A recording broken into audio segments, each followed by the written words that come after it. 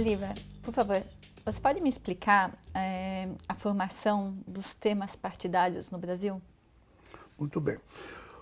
Todo cidadão, quando pensa em partidos políticos, ele imagina que um partido político devia ser uma coisa coesa, um pensamento comum, não é?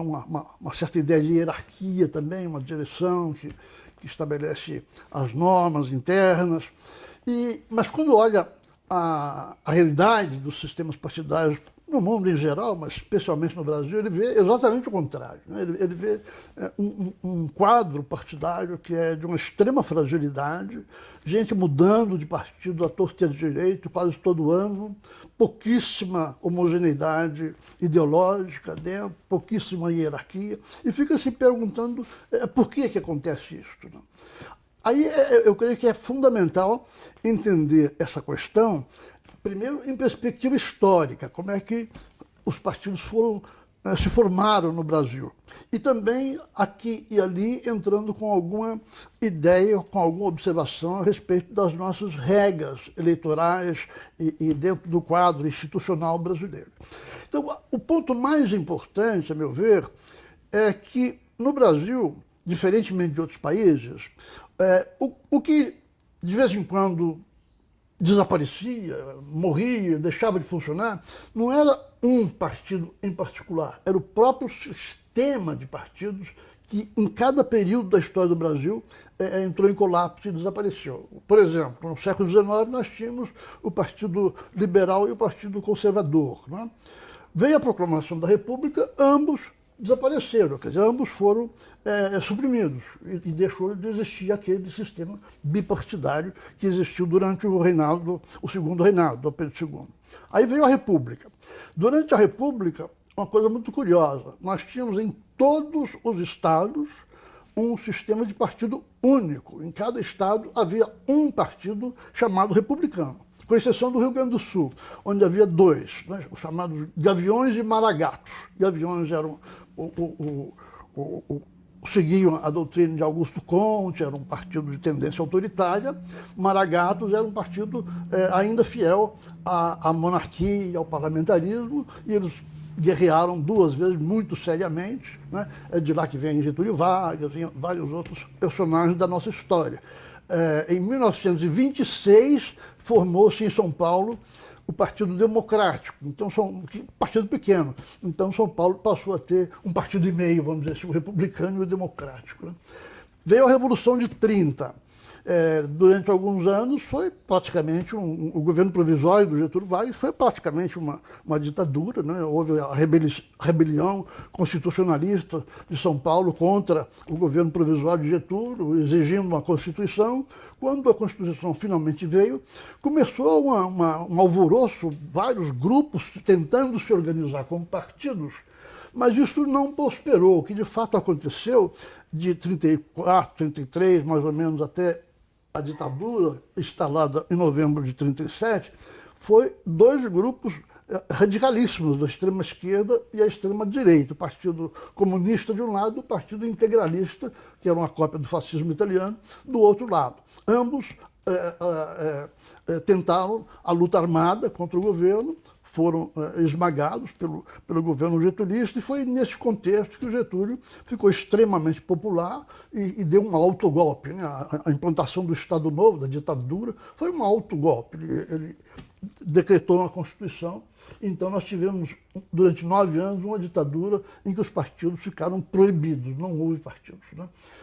Vem aí a redemocratização, em 1945. Esse foi o período mais importante na história brasileira do ponto de vista da formação de partidos, porque surgiram partidos muito interessantes, né?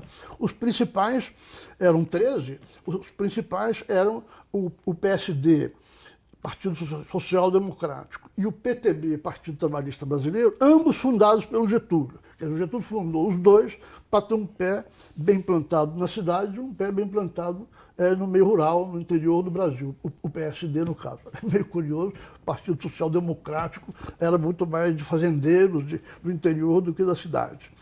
E o terceiro, muito importante, era a UDN, a União Democrática Nacional, que era marcadamente antigetulista. Quer dizer, era um partido movido por um rancor muito grande contra o Getúlio, por causa da ditadura, por causa das perseguições sofridas, economicamente de tendência mais liberal, mas não tão liberal assim. Naquela época, o pensamento econômico brasileiro era muito pouco liberal. A UDN agia muito mais em função do antigetulismo e do anticomunismo, porque isso era a época da Guerra Fria, né? Estados Unidos e União Soviética. A Guerra Fria dividiu o mundo inteiro, dividiu internamente a política de quase todo o país, e a UDN, então, se identificava muito fortemente com a direita, entre aspas, que era o lado capitalista, né, e acusava de comunismo, de esquerdismo, os descendentes do getulismo, agrupados no Partido Trabalhista. Vocês se lembram que João Goulart, por exemplo, que assumiu o governo em 61, era descendente direto do Getúlio, era parente do Getúlio, Leonel Brizola também, descendiam do getulismo do Rio Grande do Sul e eram mais para a esquerda do que o Getúlio. Aí veio 1964, veio o golpe militar, né? Os militares assumem e começaram a governar mediante atos institucionais, decretos bastante amplos. O ato institucional número 2, editado em 1965, estabeleceu, não usou a palavra partidos, né? Disse que ficavam estabelecidas duas organizações provisórias, mas eram partidos, um chamado Arena, a Aliança Renovadora Nacional, para apoiar o governo, e outro chamado MDB, Movimento Democrático Brasileiro, que era a oposição ao governo. E ficava proibida a formação de outros partidos. Isso só veio a mudar em 1979, quando, com uma manobra, inclusive, tática, uma manobra estratégica do coordenador do governo militar, que era o general Goberido Couto e Silva, ele, então, ao mesmo tempo que negociou a anistia dos brasileiros que tinham ido para o exterior, ele abriu uma brecha para a formação de novos partidos para dividir a oposição que estava concentrada no MDB. Então, tivemos aí a fundação a refundação do PTB, mas com outras pessoas, sem grande importância. O mais importante de todos é que se fundou, nessa época, o PT, no final de 1979, como um fato novo, com a liderança do Lula, que tinha surgido nas greves do ABC, e assim por diante, né? E foi assim, então, que nós marchamos até a transição com a eleição do Tancredo Neves pelo Colégio Eleitoral, em 1985, iniciamos uma nova etapa na vida política brasileira. Aí ocorre uma coisa muito interessante.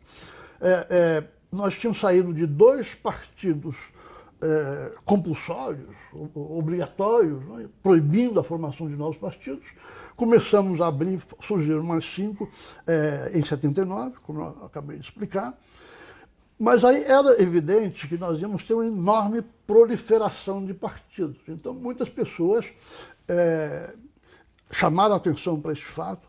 Eu mesmo, na época, era membro da comissão pré-constituinte, a comissão Afonso Arinos, escrevi na época um livrinho dizendo que precisávamos do pluripartidarismo, mas não podíamos deixar proliferar à torto e à direito partidos sem significação, sem representação. Na Constituinte, depois da Constituinte, os políticos fizeram exatamente o oposto. Então, hoje nós chegamos a 28 partidos do Congresso, né? 36 já registrados no Tribunal Superior Eleitoral, e não vamos demorar muito a chegar a 50 partidos, porque já tem outros em formação por aí. Então, com isto, a nossa estrutura partidária, que sempre foi extremamente frágil, e essa fragilidade, obviamente, é agravada pela extensão territorial do país, pelo fato de sermos uma federação, que é muito difícil um partido ter uma homogeneidade de comportamento em todos os estados. O nosso sistema eleitoral, que é proporcional, né, facilita a formação de partidos pequenos, e tudo isso, então, contribuiu para uma multiplicação desordenada de partidos que dificulta muito o funcionamento do do Congresso Nacional. A este sistema estranhíssimo, que tem de um lado, a presidência da República, o regime presidencialista, e do outro lado, um Congresso dividido em dezenas de partidos, deu-se o nome, alguém deu o nome de presidencialismo de coalizão, que é uma frase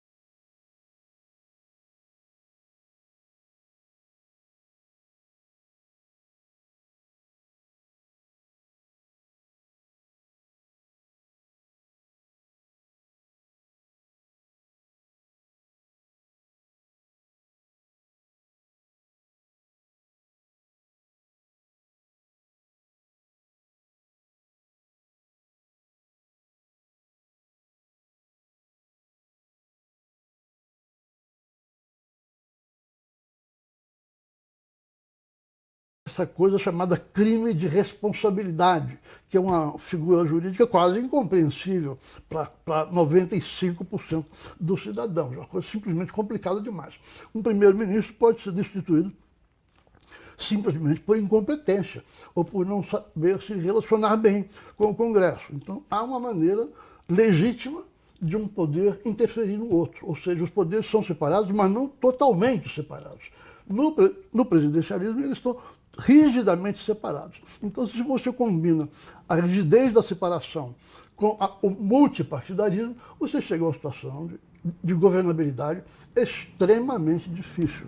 E isso tem causado muitos problemas E provavelmente vai causar problemas ainda maiores daqui para frente, porque na eleição de 18, vários partidos foram esmagados pelo processo. Houve uma polarização entre dois movimentos, na verdade, né? Os dois principais candidatos encarnaram posições assim, quase que de seita, com um acirramento muito grande, discursos muito agressivos, e os partidos, como tal, não tiveram influência quase nenhuma, né? Alguns candidatos que se apresentaram pelo partido A podiam ter se apresentado pelo partido X, pelo partido W, que não faria a menor diferença.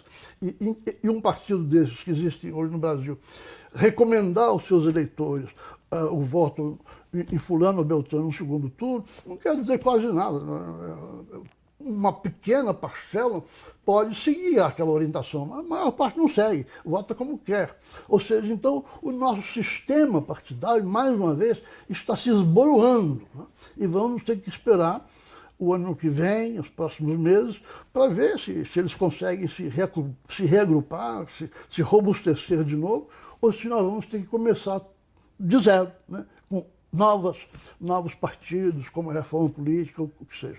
O que realmente funciona na organização do Congresso, quando você tem uma decisão difícil, são as chamadas bancadas. A bancada rural, a bancada evangélica, a bancada isso, a bancada aquilo. Os partidos estão num ponto fragílimo, como sempre, como ocorreu em nossa história, na maior parte das vezes. Ou seja, nós temos um problema de organização político-institucional que é de uma extrema complexidade e vamos ter que encarar isso querendo ou não. Quer dizer, gostando ou não, em certo momento nós vamos precisar de uma reforma política, que é um tema a ser tratado eventualmente num outro vídeo.